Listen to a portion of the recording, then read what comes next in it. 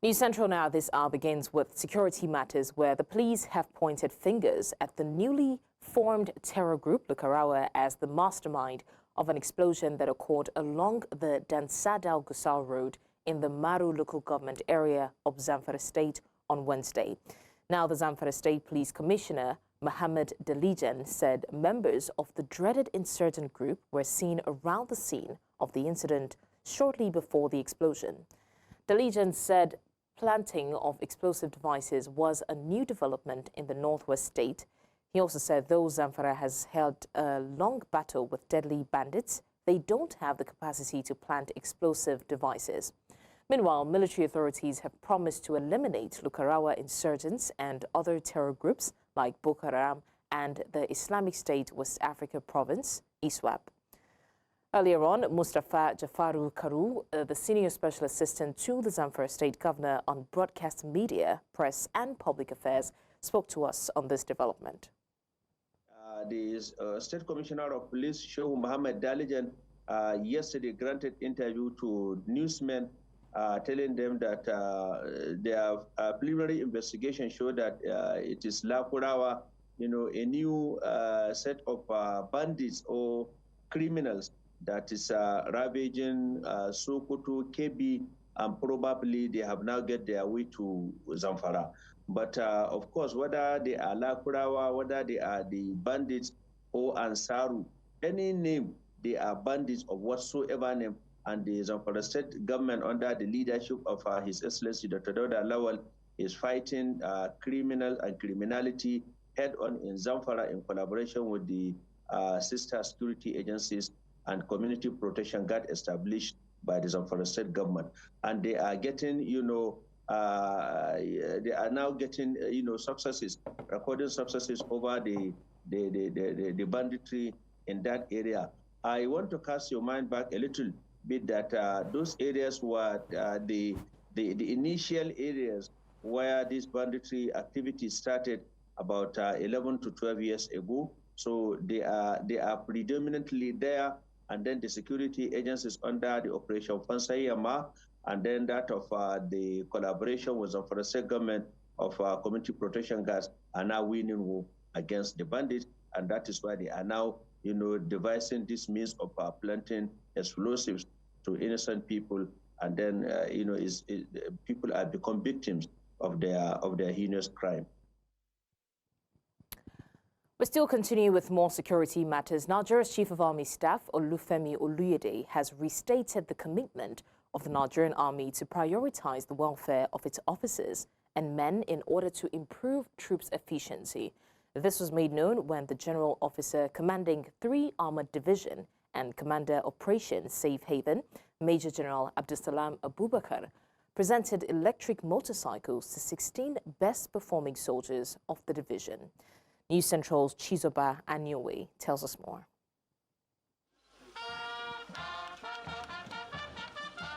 At this event, 16 soldiers were honored with 16 electric motorcycles, 1 each, for exceptional performances in their various formations and units of operation.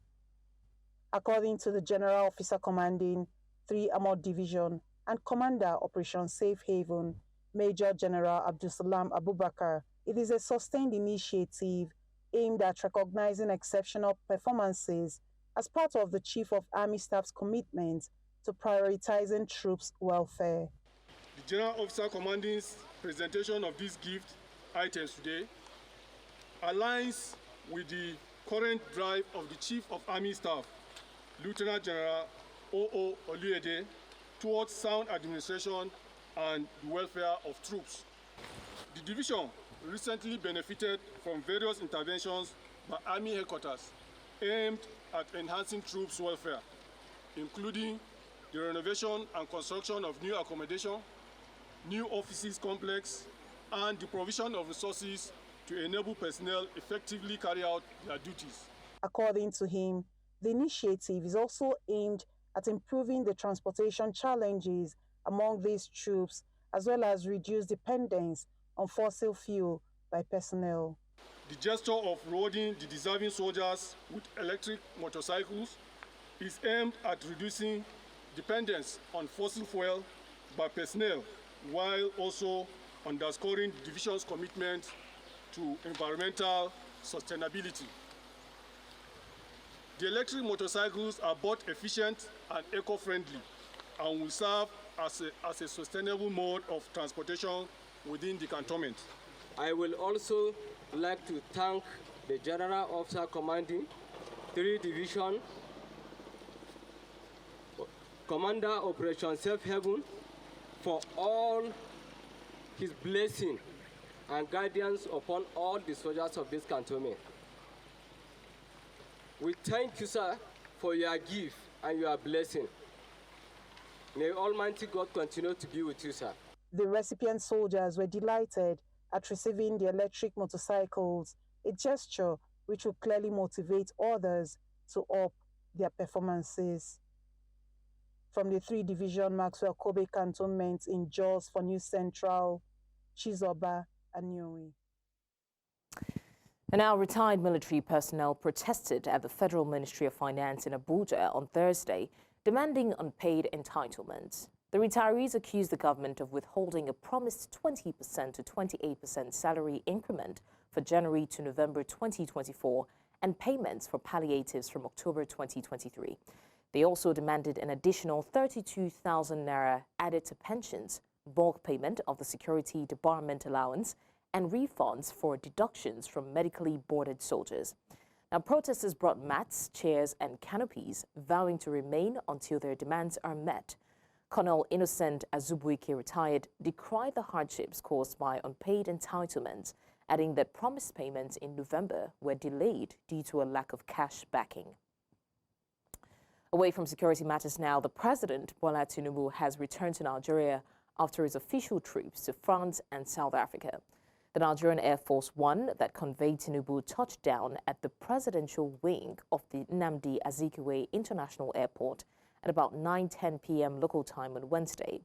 Now, the president was received by Abdullahi Ganduje, national chairman of the All Progressives Congress, Femi Gbajabiamila, the chief of staff, Nyesom Wike, the minister of the Federal Capital Territory, Nuhu Ribadu, the national security advisor, among other top government officials. Tinubu was in France from November 27 to December 1st for a 3-day state visit at the invitation of his French counterpart, Emmanuel Macron. Now, on the 1st of December, he left France for Cape Town to co-chair the 11th session of the Nigeria-South Africa Bi-National Commission, BNC meeting, alongside President Cyril Ramaphosa. We now head over to the Parliament, where the Senate leadership has directed its Committee on Finance to suspend further action on the proposed tax bill pending the outcome of a high-level meeting with the Attorney General of the Federation, the AGF. The Deputy Senate President, Barau Jibrin, who made the announcement during the plenary, disclosed that a special committee has been constituted to address contentious issues in the bill, with the meeting scheduled for Thursday. Now, this decision follows a series of deliberations by lawmakers aimed at resolving disagreements over key provisions in the proposed legislation. The contentious areas have sparked debate among stakeholders in the last couple of days. Now, in addition, the Senate leadership announced plans to convene a special meeting to be held at the National Assembly and chaired by the minority leader to address all areas of disagreement.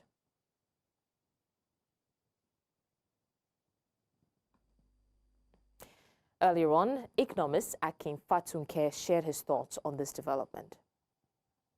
One of the most audacious, one of the most focused bills, piece of constitutional amendment to fiscal and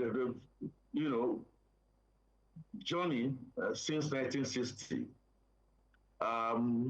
What I therefore know is that the President Bola Ahmed Tinubu administration has taken yet another bold step to harmonize the collective of our bill. My fear is that they are perceptions and they are not realities. They have been simulated scientifically to tell you that my brothers and sisters in the northern part of the country are going to benefit more. For those who earn within a threshold, they are not going to be paying taxes. Who is not going to be happy about that? But for those who have been doing tax exemption and avoidance, who are the nobles rich, the people who ride the private jets and what have you, they will pay more taxes. That is how progressive taxation is supposed to be. Let's still stay with the parliament for a bit. Now, the Nigerian Senate is stepping in to address rising frustrations over frequent flight delays and cancellations. It has directed its Aviation Committee to summon the Minister of Aviation, Festus Keyamo, NCAA Director General Captain Chris Najomo, airline operators, and other key stakeholders. This follows a motion by Senator Buhari Abdulfatai, who emphasized the socio-economic toll of these disruptions and the eroding public trust in air travel. Lawmakers expressed concern over the impact on passengers and the aviation sector. Now, the committee is tasked with investigating the root causes of these persistent issues and recommending solutions to improve the reliability of Nigeria's air travel system. The Senate note from series of reportage from both the print and electronic media as well as the social media in the country, the instant delay and cancellation of flight by airline operator in Nigeria, which ceaselessly seem to be. Time now for a break, and when we return, Delta State Governor Sheriff Oborevwori threatens to sanction erring public officials. We have the details of this story and more after the break.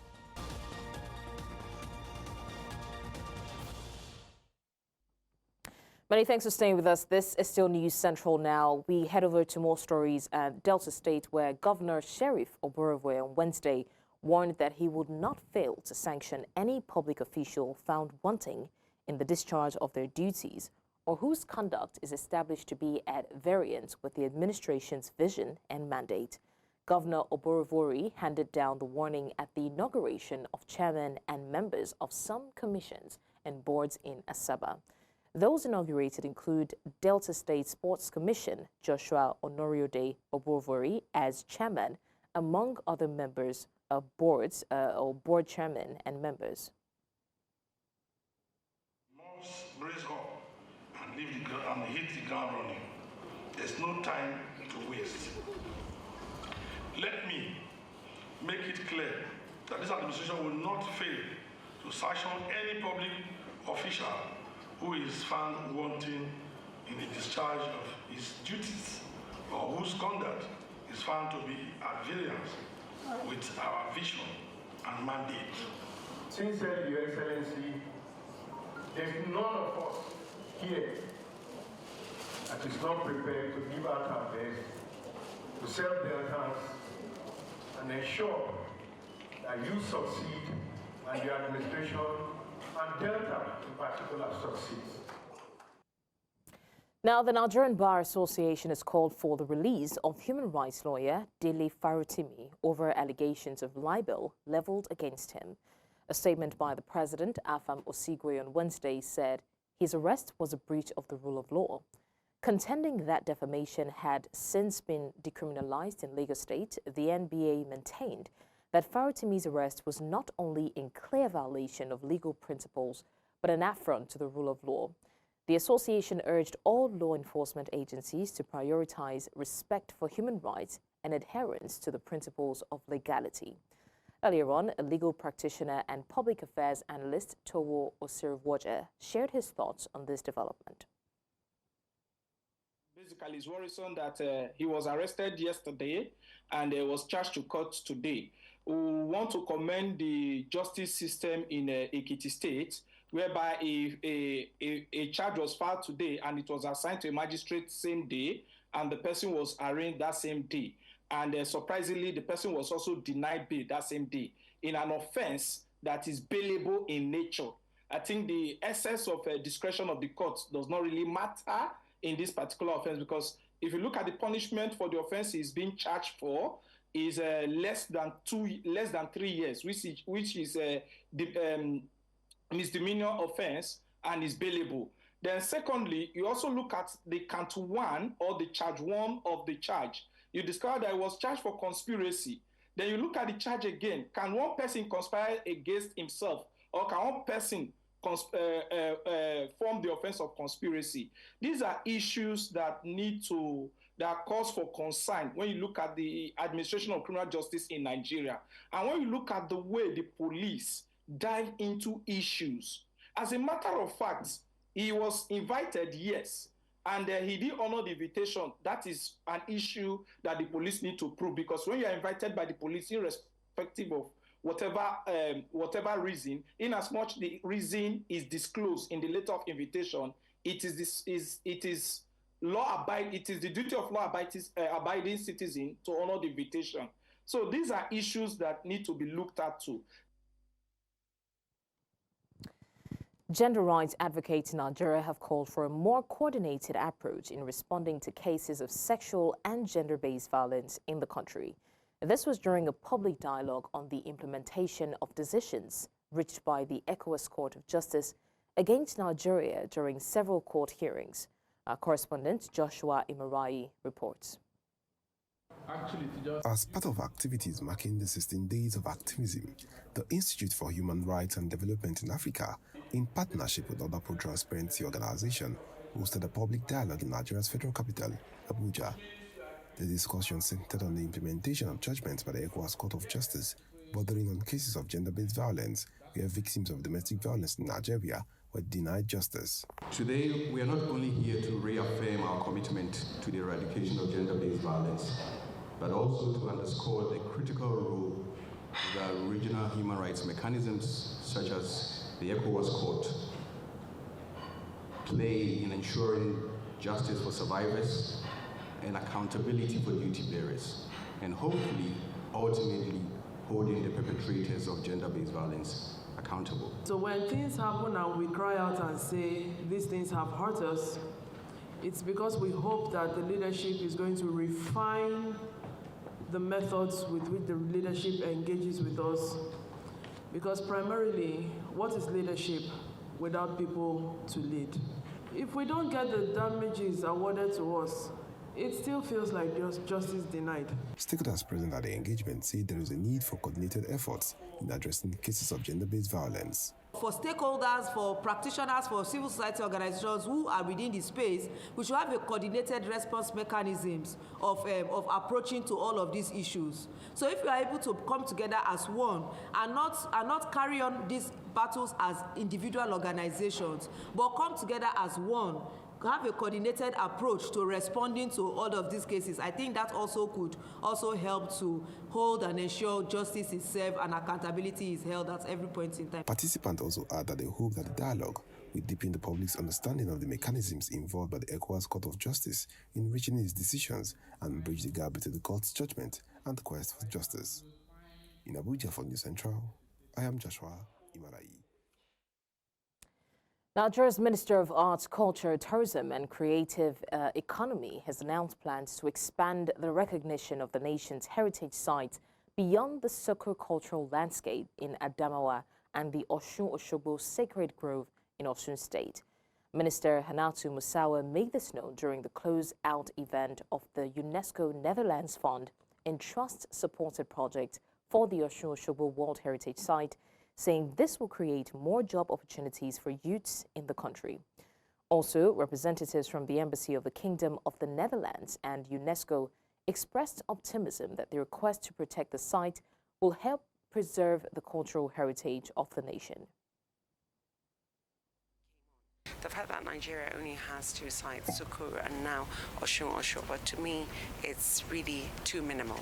It's not enough for a country like Nigeria that has many, many expressions of, cultural sites. I think we need to expand it, and we're working in tandem with UNESCO to ensure that within the next couple of years we expand it exponentially to ensure that, Nigeria has a number of sites that are recognized under UNESCO. The Netherlands has been very pleased to contribute to the preservation and restoration of the Osun-Osogbo Grove. It's really representing a key element of the rich cultural heritage of Nigeria, and the preservation of this rich cultural heritage is something that Netherlands and Nigeria and other UNESCO member states we share. This project that we are closing today, it's a contribution to support Nigeria to address these challenges that are around Oshun or Shokbo, and it has been possible. It has been made possible thanks to the generous donation of the Kingdom of Netherlands. Still talking business, small and medium-sized enterprises, including business owners at Dakata in Dansadau Local Government Area of Kano State, have held a special prayer session calling for divine interference to end over 70 days blackout by the Kano Electricity Distribution Company. They say that over 10,000 SMEs have folded up, losing millions of naira as a result of the blackout. And one of the business owners from the Kofan Nasarawa area of the state spoke to News Central Television on the condition of anonymity, saying that officials responsible have allegedly continued to give deaf ears to their complaints. Now, building a resilient business in a struggling economy like Nigeria has been a major concern for many business owners, hence the need for strategies by critical stakeholders to foster entrepreneurship in the country. Some Nigerian business owners believe building resilient industries starts with finding solutions to the challenges facing entrepreneurs. News Central's Omolola Ololade has more in this report. At a time when many countries, including Nigeria, are going through economic uncertainty, building a resilient economy becomes paramount for elevating the economy to greater heights. This has once again brought to the fore conversations around building resilient industries at a business conference where critical stakeholders highlighted some of the challenges faced by business owners while creating practical solutions. The call for building resilience is, it's very, very key to just get businesses through. We're ending the year, we're going into a new year, so we thought that it was a very timely message to encourage businesses to keep being resilient in tackling all of these challenges and finding creative ways to stay afloat. Nigeria's present economic situation may have affected business owners as some companies have closed down while others struggle to stay afloat. Experts therefore emphasized on the need for companies, particularly manufacturing industries, to stay resilient at this difficult time. Multinationals have left, which has been a shame. But that does not underestimate the significant opportunity that is still available for those that are willing to double down on investing in Nigeria. So it's having the foresight, having the patience, and having the skin in the game as Africans and Nigerians to stay and to take the challenges with the opportunities. But the ones that stay here for the long term will reap the rewards and will yield the returns that I believe is possible if you double down here. In the face of these challenges, women entrepreneurs are at higher risk of doing business, especially as accessing funds have remained a major difficulty for them. Women entrepreneurs are not risky. They're not riskier than their male counterparts. They're paying back their loans in record time. They're creating profits and revenue in record figures. So the business case, the justification is there. The data is there. The insights are there. The information is there that women should be invested in. They are prudent investors. They make meaningful decisions, not just for the business, for the family. And it's about time that we prioritize, as a global economy, investing in African women. While challenges exist, Nigeria has the potential to build a resilient and prosperous economy with the right strategies, according to experts. In Lagos for News Central, I am Omolola Ololade. And that was a report put together by News Central's Omolola Ololade on building economic growth and the opportunities in Nigeria. Now, the Managing Director of the Nigerian Port Authority, NPA, Abubakar Dansoho, has reiterated his commitment to revitalizing the dilapidated infrastructure in Nigerian ports to ensure competitiveness in international trade. Abubakar Dansoho disclosed this at the commissioning of the Maritime Workers Union Secretariat. Now, our maritime correspondent, Noma Obiaswalu, was at the event and filed in this report. It is the first time that the City Managing Director of the Nigerian Port Authority, NPA, will be visiting the Maritime Workers Secretariat. Abubakar Dansoho, during his visit to commission the Secretariat Annex, promised to ensure increased cargo call in the ports, modernize the ports to compete in international trade, and ensure the welfare of migrant workers are met. Dansoho further highlighted the importance of sound infrastructure in achieving port competitiveness, pledging to deliver the necessary infrastructure that meet Nigeria's domestic cargo needs and those of landlocked neighboring countries. Can't be depending on a port that was built in 1977, which was Tinkan, and depending on a port that was built in 1958, which is Apapa. It's not possible for us to grow and participate more in international trade by depending on very old ports. So we need new infrastructures, we need new ports. We are going to expand and modernize the Tinkan and Apapa. The way it is going to be improved. This is the commitment of this present government. So in a not so distant future, you will see new events towards improving infrastructure in Apapa and Tinkan. That's the commitment of Mr. President and our own Minister of Blue, Marine and Blue Economy, and it will happen very soon. President General of the Maritime Workers Union of Nigeria and his executives commended the plans of the MPMD and took the opportunity to share their expectations. Having this man at the helm affairs of Nigeria Port Authority, I have 100% confidence in his leadership quality, and I know he's going to do well because it's from the grassroots. So he's going to be one of the best MD and one of the best appointments made by Mr. President of this great country, because he never made mistake of appointing our own. When I say our own, it's from the house, it's from the Port Authority itself.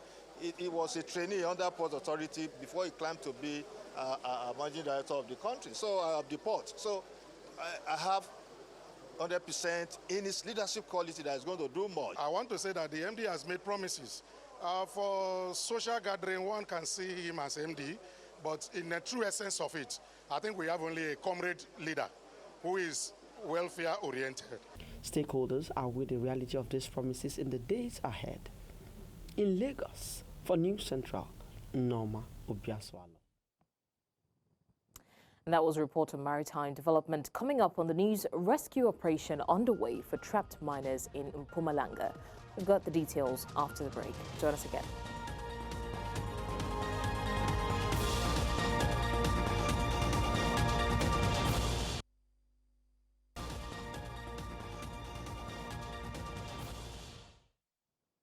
Welcome back and thanks for staying with us. Now the news continues in West Africa, where Habib Mourane Kamara, the head of Guinean news website Lerevelatu 224, has been arrested by uniformed men in Conakry, Guinea's capital. Kamara's lawyers and the Union of Press Professionals of Guinea confirmed the arrest. Habib Mourane Kamara was kidnapped by security forces at around 8 p.m. on Tuesday in Lambani, in the suburbs of Conakry. The Union of Press Professionals of Guinea, SPPG, said in a statement. Now, we called the arrest nothing other than an abduction and demanded his release. Kamara's arrest is the latest in a long series of crackdowns on freedom of expression by the ruling junta, who seized power in a 2021 coup. Still speaking of coups in Central Africa, rebels affiliated with the Islamic State group have killed at least 9 civilians in a latest attack in northeastern Democratic Republic of Congo. This attack occurred near Tenambo, around 25 kilometers north of the town of Beni in North Kivu province. The rebels slit their victims' throats and burnt down 15 houses. This is the second massacre in the region in just 2 days, with 14 civilians killed in a nearby village on Sunday.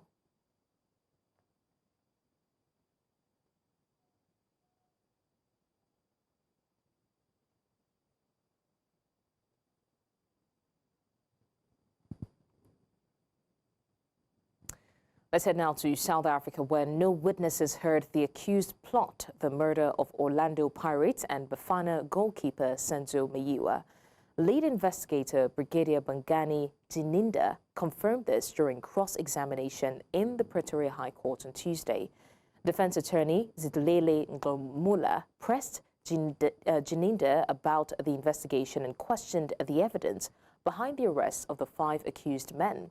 Janinda stated there's no witness who heard the murder being planned, but said a witness saw the suspects at a Voslurs hotel before and after Meyiwa's killing.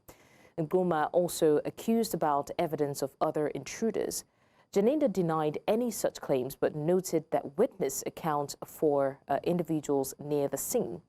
Proceedings ended early due to the interpreter's unavailability. And now to discuss this, we're joined by Mr. Elton Romeo Hart, attorney with University of Johannesburg's Law Clinic, Faculty of Law.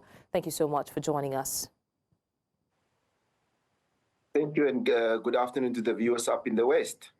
Good afternoon to you too. Thanks for joining us from the South. Now, I'd like to start by asking, what legal standards must the prosecution meet to actually prove that the accused plotted Senzo Meyiwa's murder, given the absence of direct evidence or direct witnessing of the planning? Now, obviously, the onus of proof in South Africa, and I think it's the same in Nigeria, is beyond reasonable doubt. So they must go beyond reasonable doubt. And what we can see from Bongani, from Brigadier Janinda's evidence, it's like circumstantial evidence and some amounts to hearsay evidence, because he has not seen it. He had secondary information. And specifically, the person in your introduction, you spoke about the person that allegedly saw them before Senzo Meyiwa's killing and after, which is Constable Zungu. And he himself, Constable Zungu, he only saw these guys in that vicinity. So one asks ourselves is like, is it a crime to be in the vicinity? And a lot of the things that Brigadier Janinda is currently on the stage is like, yes, the evidence. And what is worrying to me is that when it suits him, he acts like he's an expert on cell phone data and the analysis of some of the cell phone information. But when the defense, under cross-examination, is asking him about it, then he runs to say, I'm not an expert. The other person will come and clarify. And there was a lot of issues where some of the police officers that testified said, Brigadier Janinda will come and clarify, but he can't clarify. So for me, I think that the state here, Janinda's evidence, it's very, very weak, and the defense should actually tackle and rip it apart, because for me, this can lead to a conviction for the accused persons.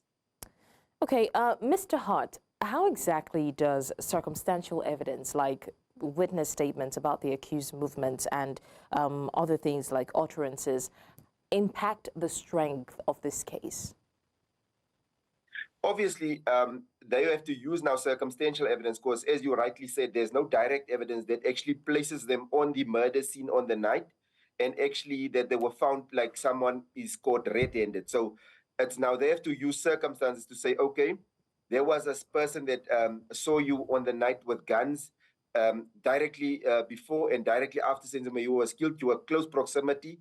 And they need to now say, place circumstantial evidence to say that the chances of you committing this offense is great because you were in the same vicinity.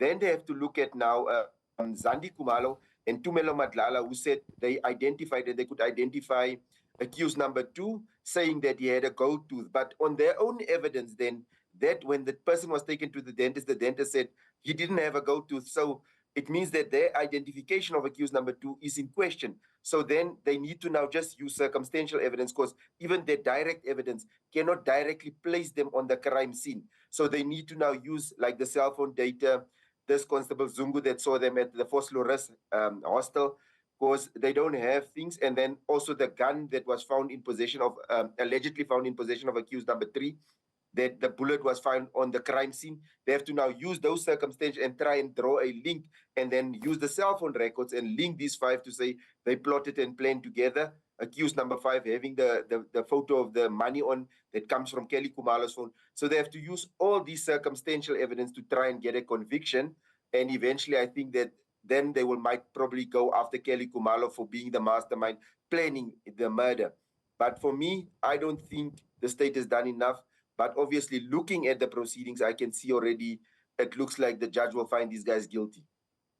All right, Mr. Hart, let's still stay on the corroboration between the neighbor statement, Makaleni and Ntabinsang. What role does that play in establishing the presence and the actions of the accused outside of the crime scene?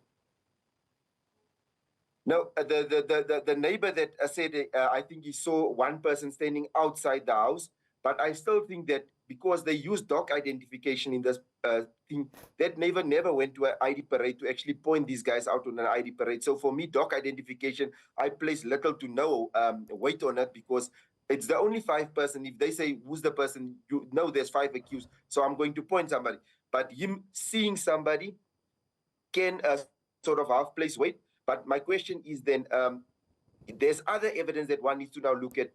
Kelly Kumalo phoning Chico Twala. Longwe Twala escaped from the house. He doesn't phone the police. There's a lot of things, and the crime scene, there was tampering with the crime scene. So there's a lot of things, and we shouldn't just like sort of half think now what Gininda is saying is the alpha and the omega, because he is just the investigating officer, and a lot of the information that he got is second or third hand information. It's not information that he was present.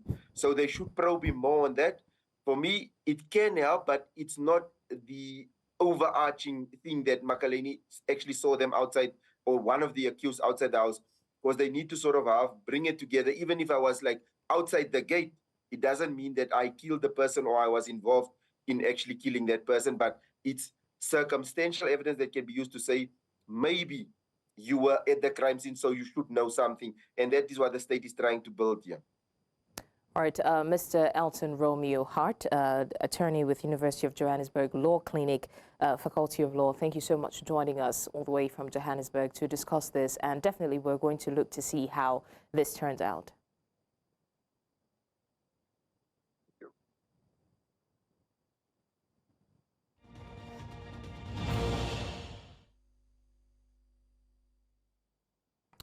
Let's take you through the stories outside the African continent. Amnesty International on Thursday accused Israel of committing genocide against Palestinians in Gaza since the start of the war last year, saying a new report was a wake-up call for the international community. The London-based rights organization said its findings were based on dehumanizing and genocidal statements by Israeli government and military officials. Satellite images documenting devastation, field work and ground reports from Gazans. Amnesty International has also announced that it will publish a report on the crimes committed by Hamas during the October 7 attack, which resulted in the deaths of 1,208 people on the Israeli side, mostly civilians based on official Israeli figures, which includes hostages killed in captivity. We looked at everything that needed to be considered, and at the end, the only reasonable conclusion that could be drawn is that Israel intended and intend to commit genocide. It may do so alongside its military objective. It may do so in addition to obliterate or get rid of Hamas. There is absolutely no doubt. We looked at all the evidence holistically together. We identified the pattern of conduct, the repetition of act, which could not be explained by recklessness, which could not be explained by lack of knowledge. We looked at the cumulative effect of these acts one after the other. We looked at the incredible impact of Israel's crimes over the last 14 months. We looked at the intent as being communicated.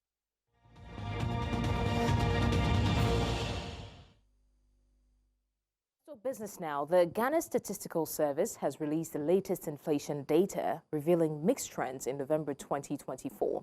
Food inflation decreased to 25.9% from 28.8% in October, signaling some relief in rising food prices. Non-food inflation also saw a slight decline, dropping to 20.7% compared to 21.5% in October. However, inflation for locally produced items rose to 25.4%, up from 24.6%, while imported goods inflation climbed to 17.6% compared to 16.3% in October. Now, these adjustments reflect shifts in pricing pressures across both local and international markets. The data, presented at a news conference in Accra on December 4, 2024, highlights the evolving dynamics of Ghana's economy amid global and domestic challenges. Still talking business, the Kenyan shilling was steady on Thursday, supported by dollar inflows from diaspora money transfers and tea exports, according to traders. The shilling traded at 129.00/129.50 per dollar at 6:57 GMT, the same as Wednesday's closing rate. Now, Kenya consistently receives significant remittances from its diaspora, which provides a steady inflow of US dollars, bolstering the local currency. These remittances tend to increase during holiday seasons and key periods, helping to balance foreign exchange demand. The Central Bank of Kenya, CBK, often intervenes in the foreign exchange market to smooth out volatility. By selling or purchasing dollars, the CBK helps stabilize the shilling against major currencies.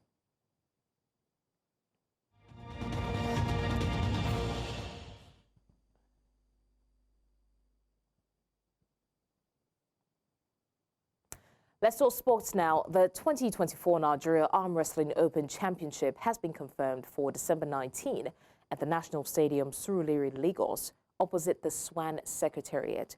President of the Nigeria Arm Wrestling Federation, Samuel Jackson, announced the event is organized in collaboration with the Nigeria Olympic Committee.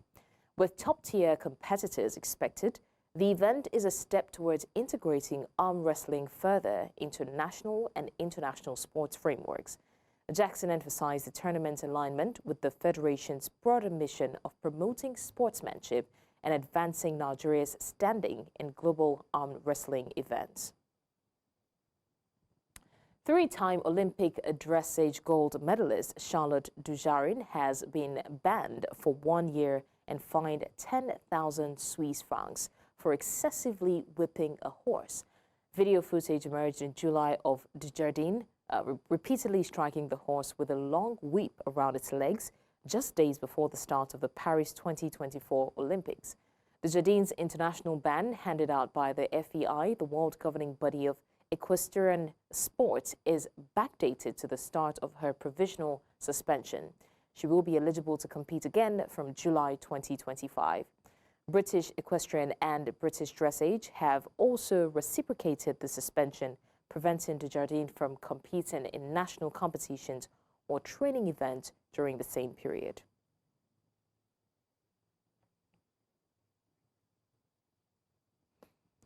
That's all on the news at this hour, but before we go, let's take another look at some of our major stories. Now, we told you that the police confirmed Lakurawa terrorists, not bandits, responsible for Zamfara bomb explosion. We also did mention that protesting military retirees shut down finance ministry over unpaid entitlements. And finally, we mentioned that rescue operation is underway in Mpumalanga, South Africa, for trapped miners. You can watch News Central live on DSTV, channel 422, Star Times, channel 274, Avo TV, and YouTube. Many thanks for watching. I'm Blessings Wasugu.